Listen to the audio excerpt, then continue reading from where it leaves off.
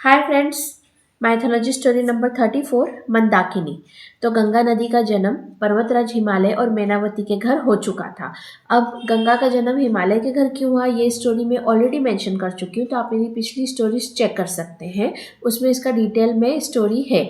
तो now back to the story कि पर्वत जो हिमा गंगा नदी थी वो अभी तक लिक्विड फॉर्म में थी, उनकी कोई फिजिकल बॉडी नहीं थी।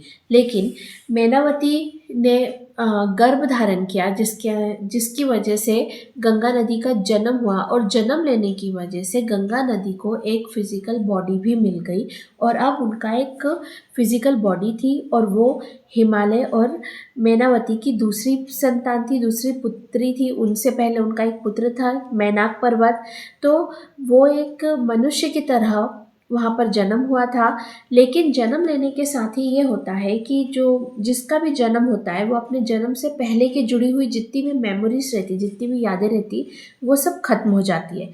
इसलिए गंगा के जन्म के बाद गंगा को अपने बारे में, खुद के बारे में कोई जानकारी नहीं थी। वो एक साधारण कन्या की तरह अपने माता पिता के साथ अपने घर में रहती थी।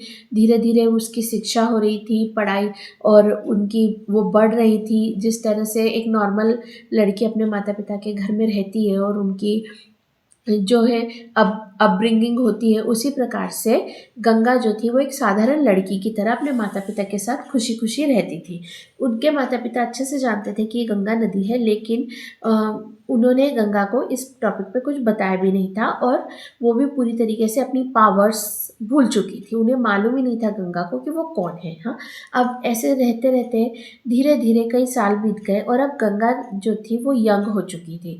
अब जब वो यंग हो गई तो उनके माता पिता उनके लिए, उनकी विवाह करने के लिए उनके लिए रिश्ते ढूंढने लगे। उनके लिए अच्छे अच्छे राजकुमारों के रिश्ते आते थे, लेकिन गंगा जो थी वो सारे रिश्तों को रिजेक्ट कर देती थी, उन्हें कोई पसंद ही नहीं आता था। तब उनके माता पिता ने गंगा से पूछा कि क्या बात है, तुम्हारे लिए जो भी रिश्ता आता है तुम उन सबके लिए मना कर देती हो, अब हम चाहते हैं कि तुम्हारा विवाह हो जाए। तो गंगा ने कहा कि जब तक वो अपने अपने आप किसी की तरफ अट्रैक्ट नहीं होगी, जब तक उन्हें कोई अपने आप पसंद नहीं आएगा, तब तक वो किसी से भी विवाह नहीं करना चाहती हैं। तो उनके माता पिता ने बोला ठीक है, लेकिन हम तुम्हारे लिए फिर भी रिश्ते देखते रहेंगे। हाँ, अब स्वर्ग में क्या हुआ कि स्वर्ग में तो फिर से देवताओं का अधिकार हो चुका था, क्योंकि जो दैत्य वज्रांग था उनकी मृत्यु हो चुकी थी। लेकिन जो वज्रांग ने कई सालों तक अपने दैत्यों के साथ में स्वर्ग पे राज किया था। अब ये जो दैत्य रहते थे ये लोग कैनिबल्स रहते थे, ये मतलब ये मनुष्य का मांस खाते थे और काफ़ी अशुद्धियाँ फैलाते थे। स्वर्ग में सभी देवता सोमरस पीते थे, लेकिन ये जो दैत्य थे ये शराब पीते थे। उन्होंने वहाँ पर काफ़ी सारे मनुष्यों को लेकर आते थे और उनका मांस खाते थे, और पूरे स्वर्ग में उन्होंने बहुत सारी अशुद्धियाँ फैला दी थी। अब जो देवी देवता रहते हैं उन्हें शुद्ध वातावरण चाहिए रहता है, पवित्रता चाहिए रहती है। अशुद्धियाँ देवता बर्दाश्त नहीं कर पाते, हमेशा देवी देवता पवित्र वातावरण में ही रहते हैं। तो इस अशुद्ध वातावरण में और अपवित्रता से देवी देवताओं को बहुत परेशानी होने लगी, उनकी पावर्स कम होने लग गई, और उनको इस प्रकार की अशुद्धियों को वो दूर नहीं कर पा रहे थे। तब उन सभी देवी देवताओं ने ब्रह्मा से मदद मांगी और उन्हें अपनी प्रॉब्लम बताई। तब ब्रह्मा ने उनसे कहा कि जो स्वर्ग है वहाँ पर हमें पवित्रता जो है वो वापस लानी पड़ेगी, हमें इस स्वर्ग की सारी अशुद्धियों को दूर करना पड़ेगा। तो इसके लिए हमें गंगा को स्वर्ग में लाना पड़ेगा, क्योंकि जो स्वर्ग था, स्वर्ग में कोई गंदगी तो नहीं फैली थी कि आपने झाड़ू पोछा कर दिया या सफाई कर दी तो हो गया। यहाँ पर अपवित्रता थी, क्योंकि वहाँ पर जो दैत्य थे उन्होंने पूरे स्वर्ग में बहुत सारे गलत काम किए थे, जैसे मांस मदिरा का सेवन करना और बहुत कुछ ऐसा रक्तपात करना, ये सब करा था, जिस वजह से स्वर्ग का माहौल दूषित हो गया था। तो इस अपवित्रता को पवित्र करने के लिए उन्हें गंगा की ज़रूरत थी। अब गंगा जो थी वो तो हिमालय की पुत्री के बन चुकी थी, उनका तो जन्म हो चुका था, तो अब उन्हें स्वर्ग में कैसे लाया जाए। तो ब्रह्मा ने कहा कि मैं खुद जा करके गंगा को अपनी पावर से स्वर्ग में लेकर आऊँगा। अब ऐसा कह के जो ब्रह्मा थे वो हिमालय के सामने प्रकट हुए, और वहाँ पर हिमालय हिमालय उनकी पत्नी मैनावती और उनकी पुत्री गंगा ने ब्रह्मदेव को देख करके उन्हें प्रणाम किया। जो ब्रह्मदेव ने गंगा को आशीर्वाद दिया और उस आशीर्वाद से गंगा को अपनी सारी पुरानी मेमोरीज वापस आ गई और उन्हें अपने बारे में पता चल गया कि वो एक पावरफुल रिवर है, और ये भी पता चल गया कि वो कौन थी, कहाँ थी, और इस तरह उनका यहाँ पर जन्म हुआ है। ये सारी जो उनकी याददाश्त थी, उनकी सारी मेमोरीज थी, वो उन्हें वापस मिल चुकी थी। तब ब्रह्मा ने हिमालय और मैनावती से कहा कि मैं गंगा को स्वर्ग में ले जाने आया हूँ, क्योंकि वहाँ पर बहुत सारी अपवित्रता है और गंगा का जो पवित्र जल है वो ही स्वर्ग को शुद्ध कर सकता है। अब ये बात सुनकर हिमालय और मैनावती दोनों उदास हो गए।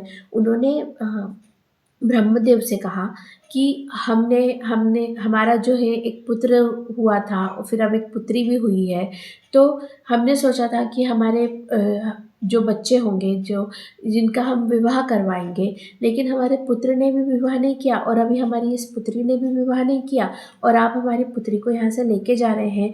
तो हमारी इच्छा है कि हमारे भी बच्चों का हम विवाह देखें, उनकी सुखी गृहस्थी देखें, और फिर हम ग्रैंड पेरेंट्स बने, हमारे भी मतलब पोता पोती नाती नातिन देखें।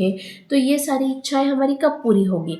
क्योंकि हमने तो सोचा था कि जब गंगा हमारे यहाँ जन्म लिया है तो अब हम इसका विवाह करेंगे और फिर हमको ग्रैंड पेरेंट्स बनने का मौका मिलेगा। तब ब्रह्मा ने कहा कि आप दोनों फिक्र मत कीजिए, क्योंकि गंगा के बाद आपके घर में एक और पुत्री का जन्म होगा और इस पुत्री को का विवाह करने का सुख आपको मिलेगा। आप अपनी जो गंगा के बाद जो पुत्री जन्म लेगी, आप उसका विवाह भी कर पाएंगे और उसकी सुखी गृहस्थी भी देख पाएंगे। तो इसलिए आप इस बारे में बिल्कुल भी फिक्र मत कीजिए, और साथ ही आपको नाना नानी बनने का भी सुख प्राप्त होगा। तो इस वक्त हमें गंगा को स्वर्ग ले जाना बहुत ज़रूरी है। और साथ ही ब्रह्मा ने ये भी उनको आश्वासन दिया कि गंगा हमेशा के लिए स्वर्ग नहीं जा रही है। सही समय आने पे गंगा फिर से पृथ्वी पे वापस लौटेगी और गंगा का भी विवाह होगा, गंगा को भी संतान प्राप्त होगी और आपको ये सब देखने को मिलेगा। तो इसलिए आप बिल्कुल भी फिक्र मत कीजिए और आपको हर प्रकार से सुख मिलेगा। और ऐसा कहकर जो है गंगा है, उन्होंने अपने माता पिता से विदा ली और वापस से ब्रह्मा के कमंडल में वो समा गई। और ब्रह्मा जो थे उनसे गंगा को लेकर के स्वर्ग में गए और उन्होंने स्वर्ग में एक कुंड में उस कमंडल में से गंगा को निकाल के उस कुंड में प्रवाहित किया। और इसके साथ ही गंगा जो थी वो वापस से अपने फिजिकल बॉडी में आ गई और वो एक देवी की तरह स्वर्ग में निवास करने लगी। और यहाँ पर जो है गंगा का एक नाम मंदाकिनी पड़ा। तो मंदाकिनी भी गंगा का ही नाम है और स्वर्ग में निवास करने वाली गंगा को मंदाकिनी के नाम से जाना जाता है। तो आज का वीडियो हम यहीं एंड करते हैं। मिलते हैं नेक्स्ट वीडियो में। Okay, bye.